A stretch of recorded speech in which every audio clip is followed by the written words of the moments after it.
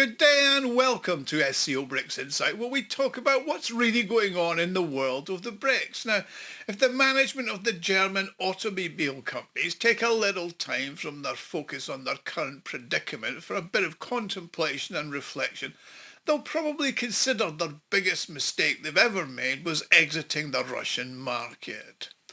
When the EU and US introduced sanctions on Russia after the start of the special military operation in the Ukraine, the German car manufacturers, the BMWs, the Volkswagen, Audi, Porsche, Mercedes-Benz, all had production facilities in Russia and sold a very large number of cars in the country.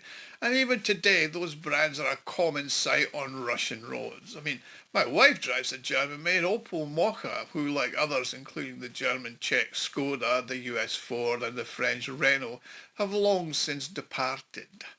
Now, before I continue, I'd like to make an appeal.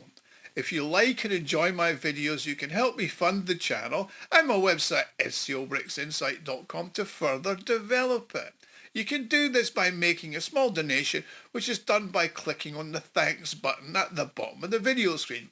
Everybody who does donate gets a personal thank you from me, and I'm thanking you all now. Do keep the comments coming. I love to read them, love to share them.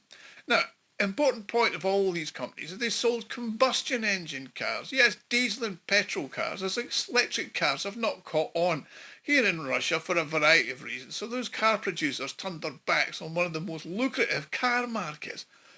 And that was because of the petty politics of the EU, the same EU that's destroying them with a multitude of regulations and high energy costs. Now, the German and European automotive industries experienced significant challenges. It had a decline in profits, widespread layoffs and a relocation of production facilities to other countries. Concerns regarding the industry have been compounded by the high energy prices, the growing popularity of electric vehicles, and the intensely competitive nature of the Chinese car manufacturers. And the crisis continues to escalate. I mean, the first indicators were the downturn of the autumn of 2024, when Volkswagen warned about the fact that it's going to have factory closures in Germany. It's worth noting that the German automotive giants exited the Russian market. Their stock market values have decreased by almost a third. Now analysts have begun to discuss how deep and serious the crisis is in the industry. Now, the major players have all reported their financial situation for the year, and it's become pretty clear. I mean, the situation is indeed challenging, and BMW's profits down 37%, and the company has provided the following explanation. It said the challenging competitive environment coupled with issues in the microeconomics, trade and geopolitics have had a significant impact on our results.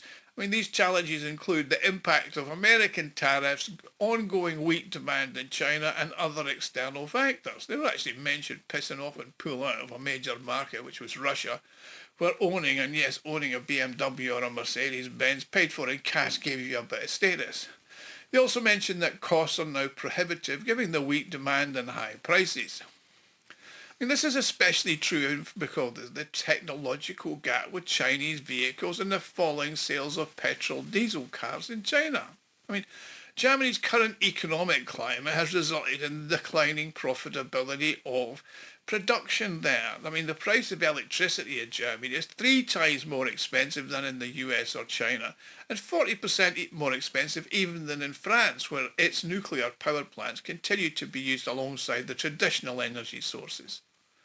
Now, the difficulties experienced by BMW, Audi, Mercedes and Volkswagen are not temporary.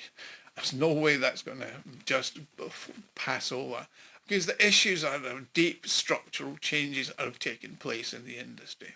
I mean, for decades, the German automotive industry has been founded on 3 key pillars: premium quality, global exports, and the dominance of their internal combustion engines. However, these pillars are now being subjected to significant challenges. I mean, the transition to electric vehicles is still proving to be a very significant financial burden. The shift towards electric vehicles has presented huge challenges for the European brands, and the EU has set a deadline of 2035 for the complete phasing out of internal combustion engines. However, revenues continue to depend on the sale of traditional combustion engine cars. Investments in electric vehicles are substantial, and competition with Tesla and the Chinese companies like BYD is only intensifying. I mean, this inevitably will result in further cost cuttings, i.e. layoffs and optimizations. I mean, the chase the Chinese is a phrase that's often used to describe the EU's approach to electric vehicle development. At the same time, Europeans have invested significantly in electric cars in an attempt to catch up with China. However, they've also encountered serious difficulties in this regard. I mean, companies are lagging behind in meeting the EU's zero CO2 net zero emissions target and are being compelled to raise prices on their best-selling combustion engine model to subsidise their electric vehicle production, according to Sergei Kalchov, who's an economic professor at the Russian Financial University. Now, of course, if they'd stayed in Russia, they'd still be shipping out tens of thousands of internal combustion cars and making serious profits. I mean, even through parallel imports, Russia is still one of the largest markets for BMW and Mercedes-Benz. And it's worth noting that in Europe, despite all the regulation, etc., the share of electric vehicles decreased from 14.6% in 2023 to 13.6% in 2024, despite the EU targets being 25%. Now, in 2025, they say they're anticipating a 20% share, with China accounting for around 50% of that. Personally, I think the 20% is about as achievable as the Ukraine taking back Crimea.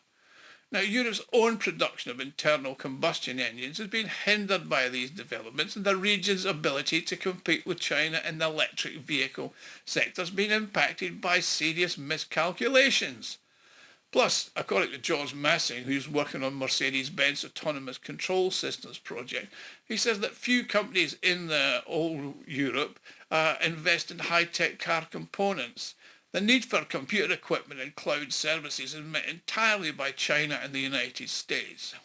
I mean, the potential for significant economic disruption from the trade tensions between the US, China and Europe is a key concern, particularly for the automotive sector.